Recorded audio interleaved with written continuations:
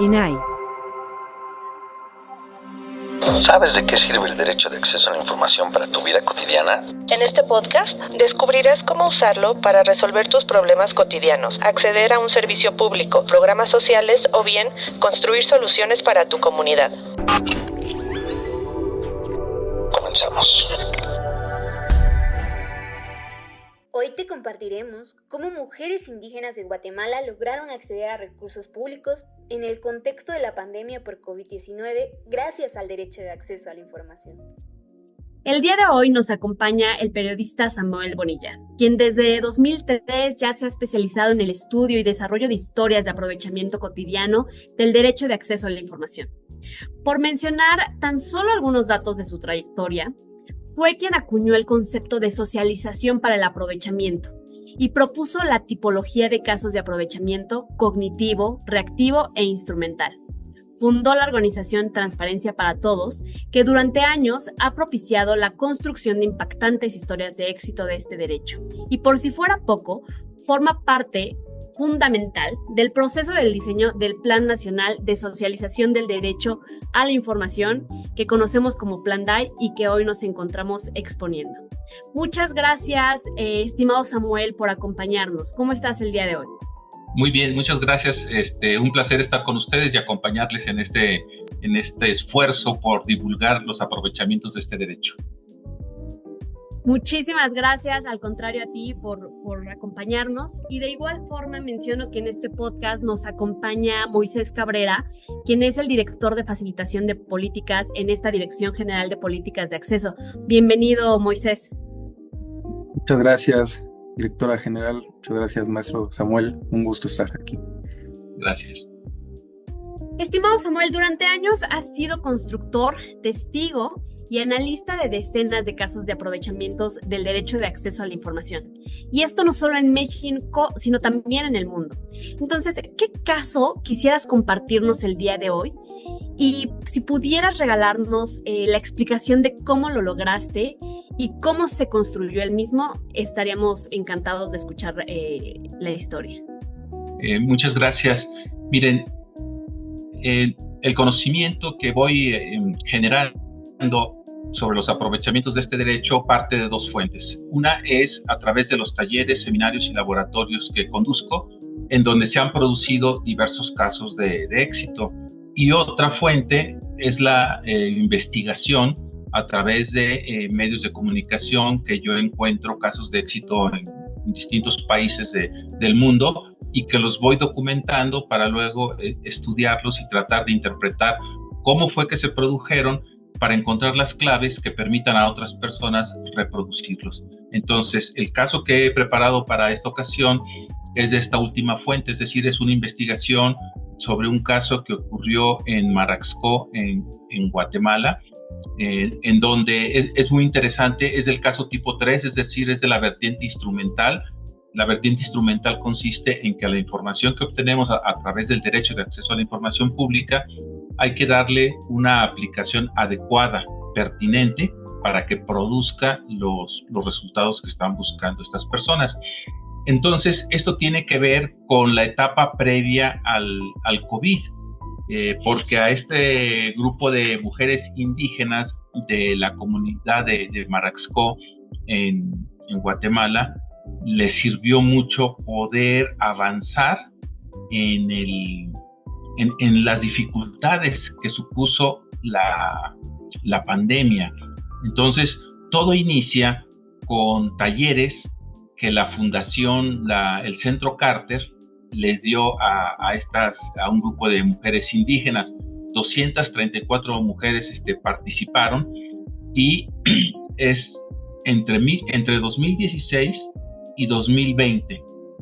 Son talleres de acceso a la información pública. Entonces, los casos tipo 3 son casos de fondo, suelen ser los más complejos, los más difíciles, pero son los que brindan los resultados más significativos. Estamos hablando de 5 años prácticamente de talleres y acompañamiento.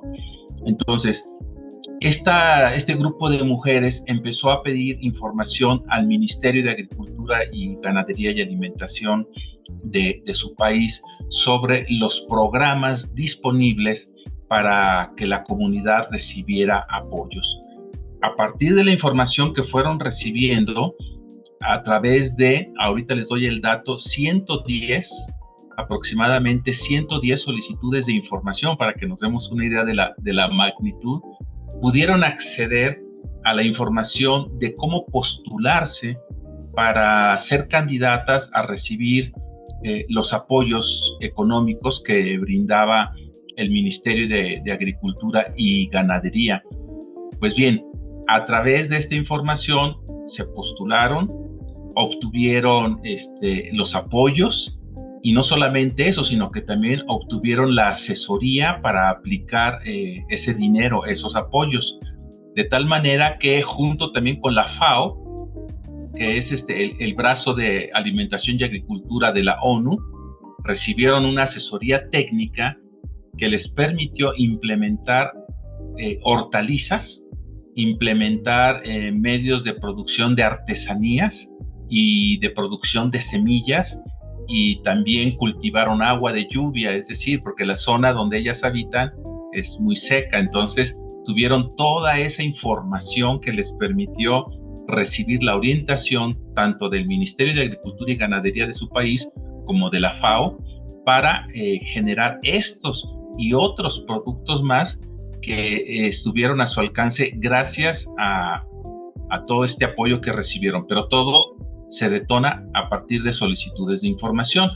Entonces, con este apoyo, todas las familias de estas mujeres indígenas pudieron subsistir en la parte difícil de la pandemia, que como recordaremos, la mayoría fue en 2020 y un poquito en 2021, y encontraron medios de subsistencia porque podían comercializar la producción de sus hortalizas, de sus artesanías, pero también de su banco de semillas, pero también les sirvió de autoconsumo. Entonces, si estamos hablando de más de 200 mujeres, imaginemos pues, el impacto colectivo a sus familias. Este es un caso impresionante donde, en mi opinión, los factores clave son la duración de la intervención que tuvo el Centro Carter, es decir, no fue un taller aislado, una capacitación temporal, momentánea, y ahí los dejamos. No, fueron 5 años, 2016, 17, 18, 19, 20, en que tuvieron todo ese acompañamiento para rendir frutos de largo aliento. Y más allá, no solamente se queda el beneficio en ese momento, sino que hasta la fecha, este grupo de mujeres indígenas pueden seguir viviendo, subsistiendo y generando fuentes de trabajo, fuentes de empleo para sus compañeras indígenas en esta zona de marginación. Entonces es un caso tipo 3, ¿por qué? Porque la información obtenida le dieron aplicación, pero luego a esa aplicación que fue postularse para recibir los apoyos económicos, los recibieron. A esa aplicación de la información también le dieron seguimiento, es decir, obtuvieron la asesoría técnica de qué forma emplear ese recurso económico de la mejor manera para obtener dividendos que hasta la fecha le siguen produciendo beneficios. Así es que un conjunto de 110 solicitudes de información presentadas a lo largo de 5 años se materializó en un beneficio colectivo para toda la comunidad. Muchas gracias, estimado maestro. Sin duda, conocer este y otros casos de aprovechamiento, creemos que es la mejor forma de iniciar a alguien en esta materia. Lo que hacemos en las diferentes jornadas o formaciones del Plan DAI es compartir cómo a las personas, a los diferentes grupos, les sirve, le ha servido el derecho de acceso a la información para impactar en sus realidades y, como nos comentó muy bien, en este caso, poder transformar sus vidas. Es la mejor estrategia que tenemos para defender este derecho humano, pues nos permite defender lo que usted muy bien refirió como una función instrumental.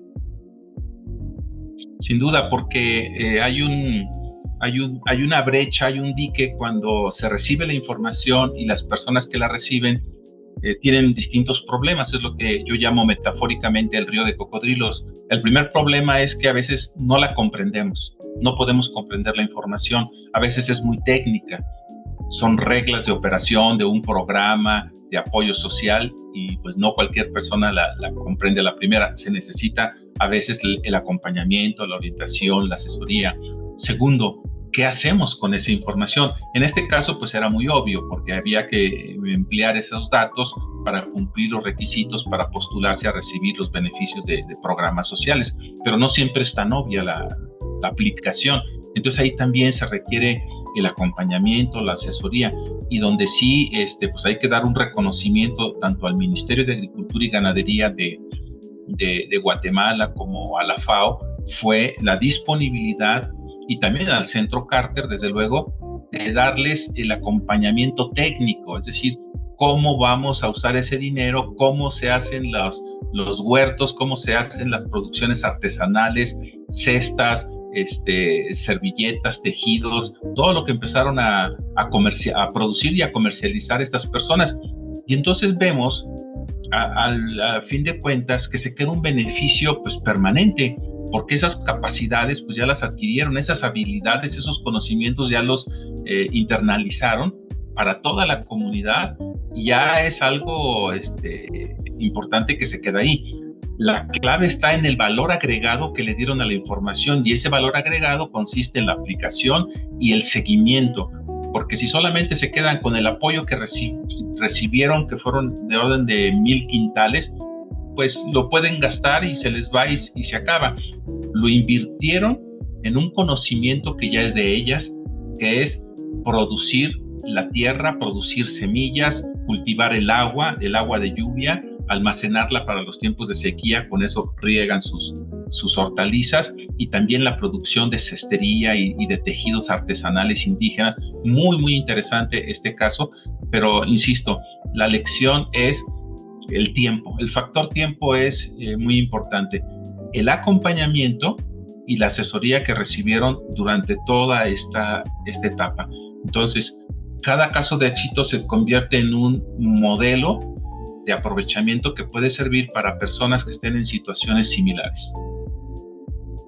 Muchas gracias, Samuel. Y para ahondar un poco en estos casos de aprovechamiento, ¿pudieras compartirnos algún caso relacionado a alguna entidad federativa en México en el que podamos también advertir cuál es el aprovechamiento instrumental del derecho de acceso a la información?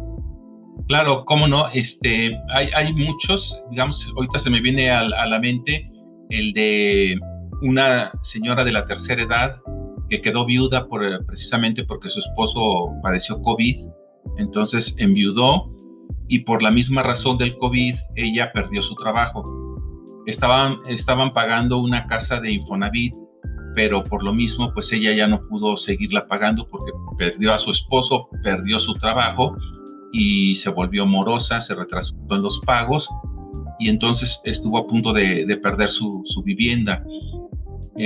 Los intermediarios le pedían aproximadamente 190,000 pesos para solucionar el caso y que ella pudiera conservar su vivienda, pero pues no los tenía. Entonces el participante en uno de nuestros laboratorios, en los laboratorios aplicamos la figura del voluntariado, que los que participan en los laboratorios tienen que formar al menos 2 aprendices, pueden formar más, pero se les pide que al menos formen 2 aprendices. Entonces un participante en el laboratorio tomó a esta señora como su aprendiz. Realmente más que aprendiz fue su beneficiaria, porque le dio una gestoría, más que una asesoría fue una gestoría. Entonces nuestro participante empezó a hacer solicitudes de información al Infonavit para enterarse de cómo estaba el caso específico de la señora. Recibió afortunadamente mucha información y él como abogado la pudo interpretar. Ahí tenemos una clave que brinca el río de cocodrilos, lo salva, lo supera, ¿verdad? El río de cocodrilos de la información jurídica. El participante en el laboratorio es abogado, interpreta la información y sabe con quién contactar, porque ya el caso ya no estaba en manos del Infonavit, estaba en un despacho de cobranza, y entonces los contacta, les expone la situación, y el despacho pues fue muy receptivo, muy flexible, y le dijeron a este participante del laboratorio que lamentablemente ya no podían hacer un descuento, pero sí podían hacer que el pago, la deuda, se fuera en facilidades.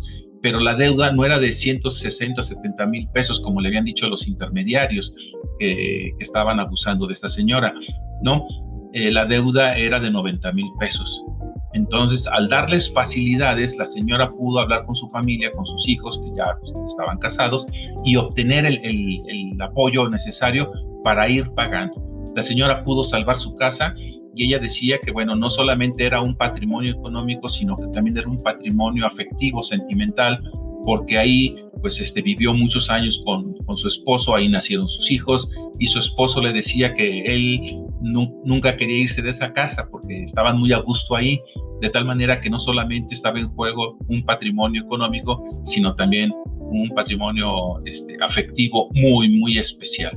Entonces, si somos empáticos, nos podemos dar cuenta del enorme valor que para esta señora tuvo. Si ustedes le preguntan a ella cómo fueron las solicitudes, pues a lo mejor no lo sabe, ¿no? Porque el participante en el laboratorio le hizo la gestoría. La señora puso el problema, puso los datos esenciales, y este participante, ejerciendo la labor del voluntariado ciudadano, le pudo ayudar y salvó su casa, y pues ella quedó sumamente agradecida de poder salvarla. Esto ocurrió en el Estado de México. Muchísimas gracias, Samuel. Y bueno, pues para concluir me gustaría apuntar 3 lecciones que nos están dejando los casos que nos has compartido. Número 1 es, pues hasta ahora el derecho de acceso a la información ha sido aprovechado por ciertos gremios, ¿no? Que cuentan con experiencia o han tenido cierta formación para poder obtener un aprovechamiento del derecho de acceso.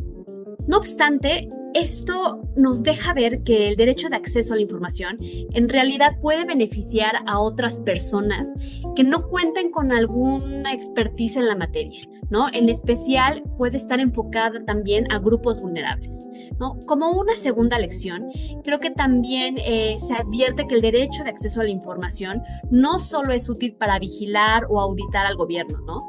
Sino para impactar en nuestra vida cotidiana y de forma decisiva, ¿no? Como sucedió justamente en el caso de las mujeres indígenas en Guatemala, y que pudieron mejorar sus ingresos a través del derecho de acceso a la información. Y esto convierte al derecho en una palanca del desarrollo económico y social, como bien apuntabas. Como una tercera lección, tal vez pudiéramos también reflexionar que el derecho de acceso no es un derecho de segunda categoría, y que este debe de ser garantizado todo el tiempo, incluso en situaciones de emergencia, ¿no? Como en los casos que acontecieron durante la pandemia de la COVID-19, momento en el que se llegó a gestar los casos que de igual forma hemos compartido a través de los artículos que tú haces. Pues muchísimas gracias por tu tiempo, estimado Samuel, tu experiencia, la pasión que tienes por el tema y los años que tienes dedicándote a esta materia. Definitivamente son una fuente de inspiración para todos nosotros y nos invita a seguir trabajando en favor de la ciudadanía a través del derecho de acceso a la información. Te agradecemos tu participación y nos despedimos. Gracias, Lilian. Gracias, Moisés. Buenas tardes y un saludo a la audiencia. Hasta luego. ¿Quieres saber más? Visita micrositios.nai.org.mx/Plan DAI. Nos vemos en el siguiente episodio para que sigamos transformando realidades con el derecho de acceso a la información. El acceso a la información transforma vidas.